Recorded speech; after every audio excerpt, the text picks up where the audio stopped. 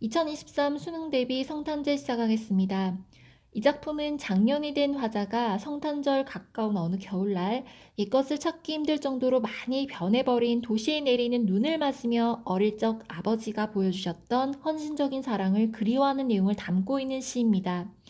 눈을 매개로 한 회상의 구조, 그리고 선명한 감각적 이미지와 대비 등을 통해 세상이 바뀌어도 변치 않는 사랑이라는 가치의 소중함을 인상적으로 형상화하고 있습니다. 본시의 주제는 아버지의 정성과 사랑에 대한 그리움입니다. 이 작품은 시인의 어린 시절 병석 체험에 대한 회상으로 시작이 됩니다. 몇 살 때였는지는 모르지만 어린 시절의 어느 날 시인은 병이 나서 고열에 시달렸었나 봅니다. 약이 드문 시절이었으니 예부터 해열제나 강장제로 쓰였다는 산수유 열매를 어린 아들의 해열제로 쓰기 위해 시인의 아버지는 한겨울에 눈을 헤치고 산수유 열매를 찾아 나선 것입니다. 1년 이어는 어린 시절의 시인과 할머니가 함께 있는 방을 묘사하고 있습니다.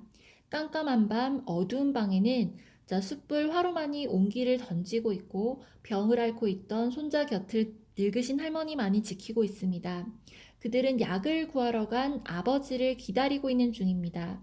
이윽고라는 3년의 첫 표현은 그들의 기다림이 얼마나 길고 애타는 것이었는지, 약을 구해온 아버지를 맞는 반가움이 얼마나 컸었는지 짐작하게 합니다.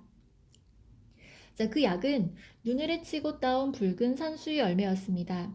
한겨울의 눈보라 속 어디에서 아버지가 그것을 구해왔는지 우리는 알 수 없습니다.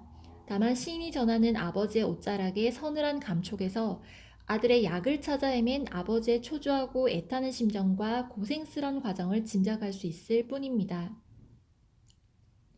시인은 돌아오신 아버지를 안았던 그때의 감촉을 기억합니다. 어린 아들을 둔 이 젊은 아버지의 옷자락은 눈보라를 헤치고 온 그 과정을 그대로 증언하고 있습니다. 그 서늘한 옷자락은 그 붉은 산수의 열매와 마찬가지로 아들을 향한 아버지의 사랑, 그리고 바로 그것이었습니다. 어린 아들이 열로 상기된 볼을 그 옷자락에 부비는 것은 단지 열을 식히기 위해서만은 아닐 것입니다.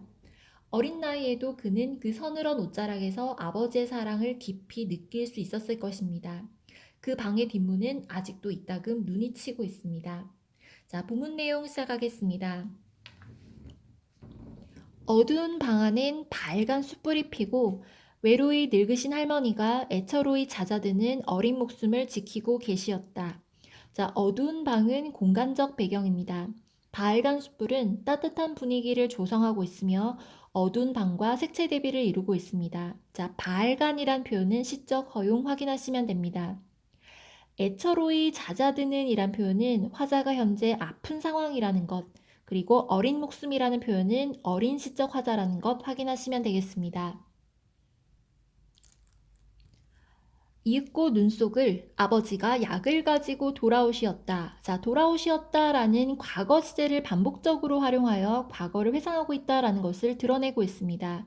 아버지가 가지고 오신 약은 산수유 열매입니다. 자식에 대한 사랑으로 해석하시면 되겠습니다.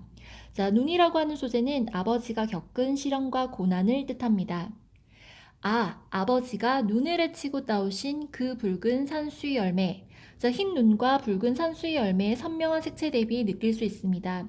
시각적 이미지에 인상적인 활용되겠습니다. 아버지의 헌신적인 사랑 해석할 수 있습니다. 아는 영탄법입니다. 나는 한 마리 어린 짐승, 젊은 아버지의 서늘한 옷자락에 열로 상기한 볼을 말없이 부비는 것이었다. 젊은 아버지의 서늘한 옷자락에 열로 상기한 볼을 말없이 부비는 것이었다라는 부분은 촉각적인 심상이 느껴짐과 동시에 아버지의 사랑을 확인하고 수용하는 행위 되겠습니다. 그리고 자식의 열을 내리게 해주는 아버지의 사랑, 그리고 눈 속을 헤치고 온 아버지의 시련 역시 동시에 확인할 수 있습니다.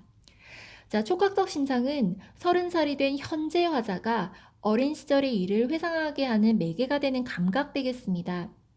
시적 화자가 글의 표면에 드러납니다. 나는 한 마리 어린 짐승.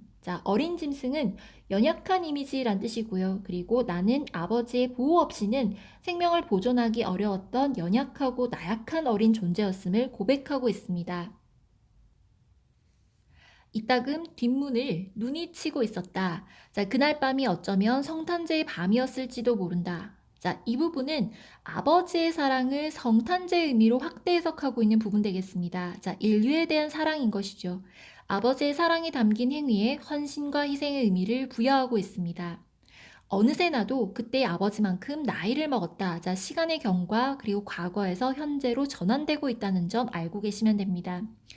옛것이란 거의 찾아볼 길 없는 성탄제에 가까운 도시에는 자, 여기서 옛것은 아버지의 헌신적인 사랑과도 같은 것이라는 의미고요. 자, 그리고 그런 것을 찾아볼 길 없다라는 것은 아버지의 사랑과 같은 인간적이고 전통적인 가치를 찾기 어려운 세태를 뜻합니다. 자, 아버지의 순수한 사랑에 대한 그리움과 그러한 사랑을 찾아볼 수 없는 현실에 대한 안타까움이 잘 드러나 있습니다. 결국 현실 비판적인 태도다라고 해석하셔도 되겠습니다. 성탄제에 가까운 도시는 시간적, 공간적 배경으로 이해하시면 됩니다. 자, 방금 설명드린 6년에서 시인은 뜬금없이 그날 밤이 어쩌면 성탄제의 밤이었을지도 모른다라고 이야기합니다. 겨울에 어떤 날이었으니 확률적으로도 그날이 크리스마스였을 가능성은 물론 있습니다. 하지만 그 어떤 확실한 기억도 없이 시인이 이런 말을 한 이유는 무엇이었을까요? 자, 모든 인간을 구원하고자 하느님의 아들이라는 지위를 버리고 스스로 인간이 되어 죽는 길을 선택한 예수의 사랑, 그리고 크리스마스의 정신이라 할 수 있을 이 사랑을 시인은 그의 아버지에게서 찾은 것일지도 모르겠습니다. 자, 이제 반가운 그 옛날의 것이 내리는데, 자, 이때 눈은 과거 회상의 매개체입니다. 서러운 30살 나의 이마에 불현듯 아버지의 서늘한 옷자락을 느끼는 것은, 자, 따뜻한 사랑을 잃고 어른으로서 힘들고 각박하게 살아가야 하는 어려움이 본행에 드러나 있습니다. 자, 그리고 서늘한 옷자락은 오연에서 언급한 감각적 경험의 대상입니다. 자, 눈 속에 따오신 산수유 붉은 알알이 아직도 내 혈액 속에 녹아흐르는 까닭일까? 자, 아버지의 헌신적인 사랑을 다시 한번 회상하는 부분이고요. 그리고 아버지의 사랑이 시간을 초월해서 화자의 마음속에 살아있다라는 것을 의미합니다. 자, 7년에서는 현재의 시인을 그리고 있습니다. 어느새 그때의 아버지만큼 나이를 먹은 시인은 옛것이란 거의 찾아볼 길 없는 도시에서 쓸쓸함을 느끼고 있습니다.